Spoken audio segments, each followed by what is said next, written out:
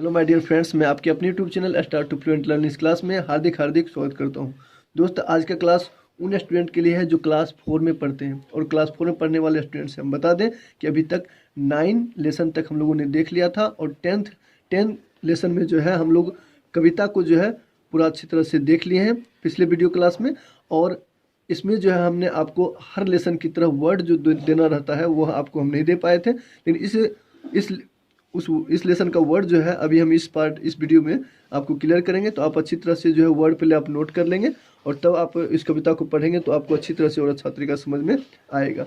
तो चलिए चलते हैं, इस वर्ड को देख लेते हैं। इस वर्ड में जो है जैसा कि इसमें कहा जा रहा है, लेसन का नाम है work will bring its own rewards, अर्थात काम अपना पुरस्कार खुद लेकर आएगा।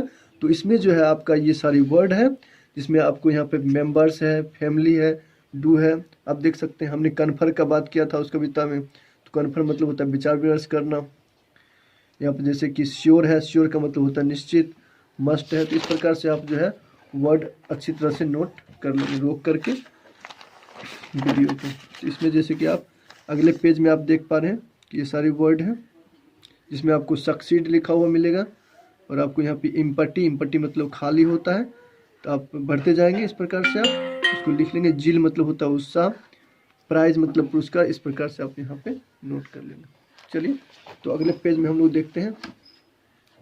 तो अगले पेज में जो है यहाँ पे गोल्डन मतलब सुनहरा है और नॉलेज मतलब ज्ञान है। तो इस प्रकार से यहाँ तक आपको इन हो जाती है और इसके क्वेश्चन आंसर पार्ट में अब हम लोग चलेंगे, जिसमें कि क्वेश्चन आंसर पार्ट में आप किताब से एक बार देख लें। जैसे कि B.1 में कहा जा रहा है कि आंसर दिस क्वेश्चंस ओरली। तो इसमें कह रहा है कि आप मौखिक रूप से प्रश्नों का उत्तर दें, जिसमें आपको यहाँ पर हम लिखित रूप में देने वाले हैं जिससे आपको अच्छी तरह से समझ में आए। तो आप नोट कर लेंगे what will bring it our reward, अर्थात अपना पुरस्कार क्या लेकर के आएगा, अर्थात अपना पुरस्कार क्या लेकर के आएगा। तो कौन चीज़ लेकर आएगा अपना पुरस्कार? तो हमने देखा था पाठ में कि अपना पुरस्कार काम जो होता है वो लेकर के आएगा। तो इसमें हम लिखेंगे work will bring it's our reward, जैसा कि लेसन का भी नाम है। तो यही आप उत्तर लिख देंगे कि काम अपना पुरस्कार खुद लेकर के आएगा। इसमें बी में है कि what should we do when we read, अर्थात हम लोग जब हम लोग पढ़ेंगे तो क्या, जब हम लोग पढ़ेंगे तो उससे क्या हमको मिलेगा। तो we should think and confer, मतलब कि हमको कैसे, जब हम लोग पढ़ें तो कैसे रूप में, किस रूप में पढ़ना चाहिए। तो we should think and confer, अर्थात हम लोगों को जो है सोच और विचार विमर्श करके पढ़ना चाहिए। व्हेन वी रीड, जब हम पढ़ते हैं तो हम लोगों को सोच और विचार विमर्श करके पढ़ना चाहिए। तो इसका आंसर हम लोग इस प्रकार दे देंगे। अगला जैसे सी पॉइंट में कहा जा रहा है, सी नंबर में, कि why do we not like an empty purse, अर्थात खाली पर्स को कोई पसंद क्यों नहीं करता है। तो वी लाइक मनी, हम सभी जो है रुपया को पसंद करते हैं। So we do not like an empty purse, इसलिए हम लोग जो है खाली बटुए को पसंद, खाली पर्स को पसंद नहीं करते हैं। तो इसका उत्तर आप इस प्रकार से लिख लेंगे।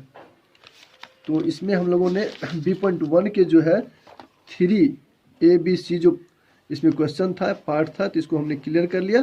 और अब हम लोग सी पॉइंट में देखने वाले हैं। तो सी में कहा जा रहा है कि tick the correct option in each of the following, अर्थात ऑप्शन वाले ये प्रश्न है जिसमें आपको एक ऑप्शन सही रहेगा उसको टिक करना है। तो इसमें कह रहा है कि द पोएम इज अबाउट, अर्थात पोएम किस बारे में है, स्टूडेंट के बारे में या फार्मर या लेबर। तो ये हो जाएगा स्टूडेंट। तो आप यहाँ पर क्लियर कर लेंगे। अगला में है कि व्हाट शुड स्टूडेंट्स डू, अर्थात विद्यार्थी को क्या करना चाहिए, स्टडी रेगुलरली या सिट आइडल या फिर प्ले ऑल द टाइम। तो इसमें तो विद्यार्थी भी अपने से मार सकता है, इसमें स्टडी रेगुलरली हो जाएगी, क्योंकि सिट आइडल, आइडल की तरह बैठना चाहिए, या फिर प्ले ऑल द टाइम या हर समय खेलना चाहिए। तो इसमें हो जाएगी स्टडी रेगुलरली, हम लोग को प्रत्येक दिन अध्ययन करना चाहिए। तो अगला है एन एम्प्टी माइंड इज, अर्थात खाली दिमाग जो होता है क्या होता है, गुड होता है, वेरी गुड होता है या ओर्स होता है। तो इसमें हो जाएगा ओर्स, ओर्स का मतलब होता है बुरा। तो इस प्रकार से हम लोगों ने C.1 को क्लियर कर लिया। आगे जो है C.2 में कहा जा रहा है कि आंसर दिस क्वेश्चंस, मतलब कि इस क्वेश्चन को जो है उत्तर आपको देना है फ्रेज में। तो जिसका उत्तर जो है आप नोट करेंगे। Why should we study regularly, हम लोगों को क्यों प्रतिदिन पढ़ना चाहिए। तो इसका हम लोग इस प्रकार से उत्तर देंगे, आप नोट करेंगे।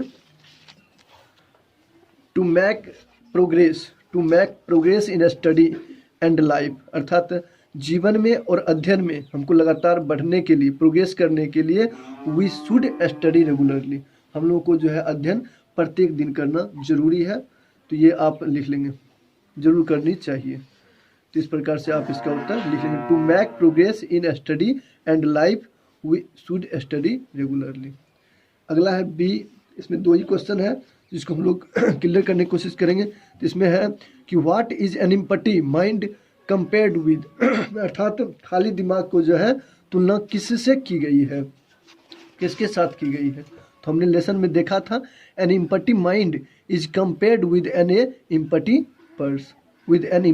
पर्स, अर्थात खाली दिमाग का जो है तुलना खाली बटुए से की गई है, खाली पर्स से की गई है। तो इस प्रकार से हम लोगों ने C.2 जो है 2 का प्रश्न जो है हमने क्लियर कर लिया। और आगे जो है हम लोग D.1 का जो है क्लियर करने वाले हैं, जिसमें देखते हैं इसमें क्या कहा जा रहा है। तो कहा जा रहा है लेट्स इंक्रीज वर्ड्स पावर, अर्थात वर्ड्स पावर को आपको बढ़ाना है। इसके लिए यह पार्ट है, ask children to find out rhyming words, कौन सा word, rhyming words from the poem, अर्थात पोयम से जो राइमिंग वर्ड्स है, समान साउंड वाला वर्ड जो है, and write them in the box given, encourage to think them on some words even beyond the next test, अर्थात जांच के रूप में आपको यह दिया गया है, जिसमें आपको जो है इस खाली खटाल में जो है आपको भरना है, खाली बॉक्स में आपको भरना है। जैसे कि यहाँ पर लिखा हुआ है हार्ड, तो हार्ड का क्या हो जाएगा, यहाँ पर एक दिया हुआ है, इससे आप समझते हैं। हार्ड का दिया हुआ है रिवार्ड, रिवार्ड का फिर अवार्ड यानी कि वार्ड। इस प्रकार सेम साउंड वाला ये वर्ड आपको जो है यहाँ पे भरना है।